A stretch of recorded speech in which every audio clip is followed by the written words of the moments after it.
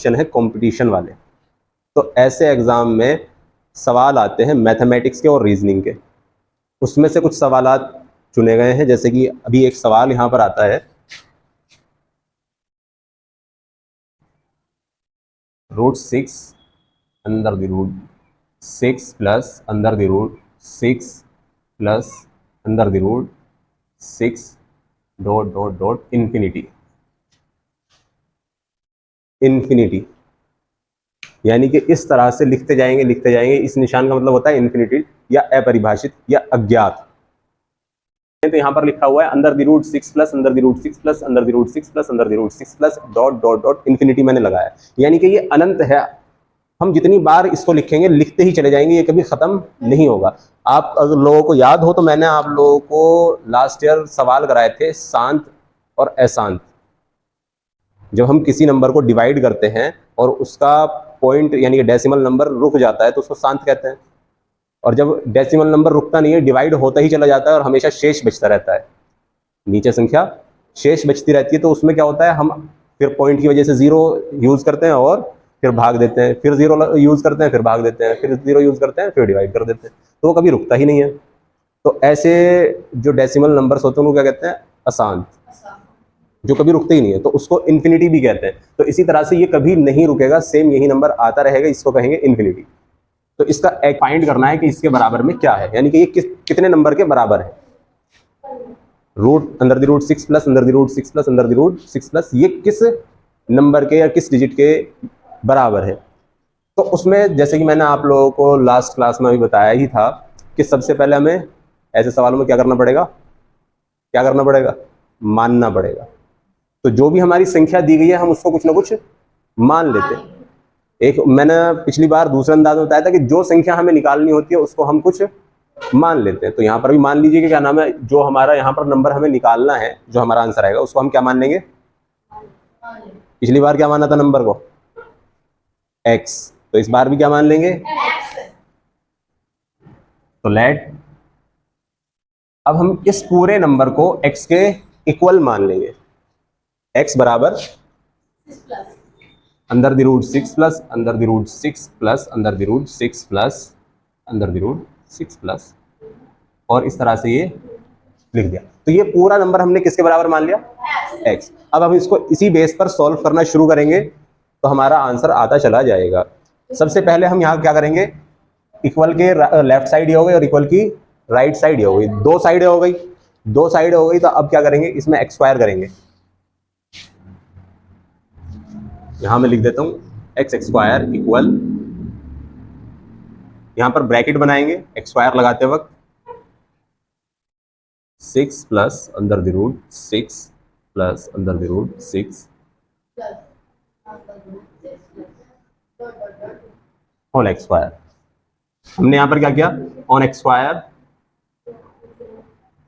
Both side, हमने दोनों तरफ एक्स स्क्वायर कर दिया सवाल में। जब एक्स स्क्वायर करेंगे तो एक्स का एक्स स्क्वायर तो यही रहेगा, और अगर आप लोगों को याद हो तो एक्स स्क्वायर से रूट क्या हो जाता है, हट जाता है, खत्म हो जाता है। तो ये जो पहले वाला ऊपर का रूट है ये खत्म हो जाएगा और 6 रूट के बाहर आ जाएगा, तो 6 प्लस अंदर द रूट, अब ये वाले अंदर रह गए, एक रूट हट गया।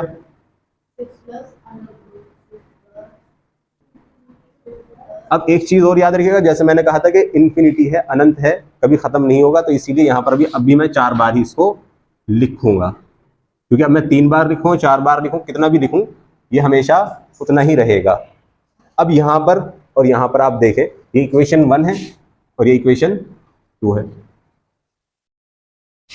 √6 plus under the root 6 under the root 6 plus under the root 6, इस तरह से, और सेम यहाँ पर भी इसके बराबर क्या है x, और इसके बराबर हमारा x स्क्वायर। तो इक्वेशन 1 और इक्वेशन 2 से हम सॉल्व करना शुरू करेंगे, यहाँ पर वही काम किया जाएगा। तो x square equal 6 plus x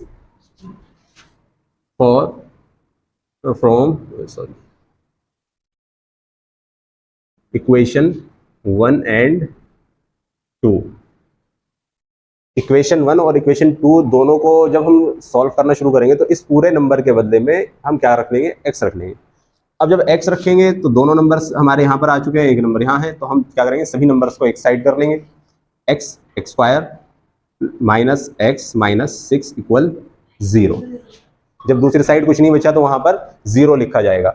अब यहाँ पर हमारी एक क्वाड्रेटिक इक्वेशन बन चुकी है। अब हम इसके फैक्टर्स कर देंगे। तो ऐसे फैक्टर्स करने होते हैं, तो हम यहाँ पर करेंगे 3 माइनस 2 इंटू एक्स माइनस 6, यानी कि 1 के ऐसे दो फैक्टर बनाने हैं कि मल्टीप्लाई करने पर 6 आ जाए, जैसे कि 3 दूनी 6 आ जाएगा, और माइनस करने पर 1 रह जाए। 2 में से 1 माइनस करेंगे तो 3 में से 2 माइनस करेंगे 1 रह जाएगा। अब हम ब्रैकेट ओपन करेंगे यहाँ पर और x की मल्टीप्लाई करेंगे तो minus 3x plus 2x minus 6x, ये हो गया।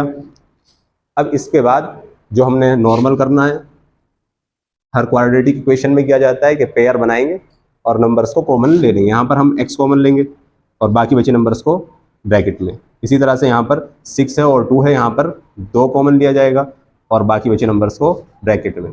ब्रैकेट सेम आ गए हैं हमारे, तो ब्रैकेट को भी कॉमन ले लिया जाएगा। x माइनस 3 और x प्लस 2 इक्वल 0। यहाँ से x की दो वैल्यूज हमारे पास निकलती हैं, x इक्वल 3 और x इक्वल माइनस 2। तो हमारा आंसर होगा x इक्वल 3 ना कि minus 2।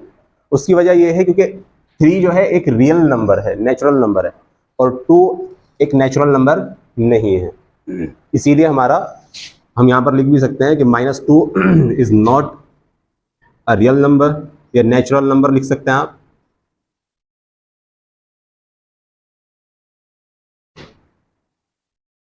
Natural number, so x equal 3 is the right answer.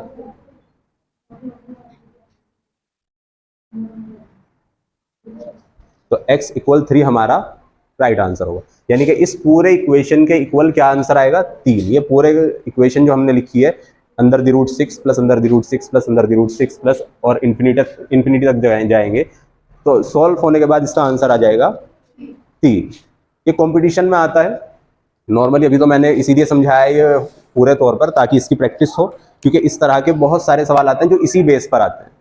इसी तरह से एक क्वेश्चन, वो क्वेश्चन है 0.6 बार।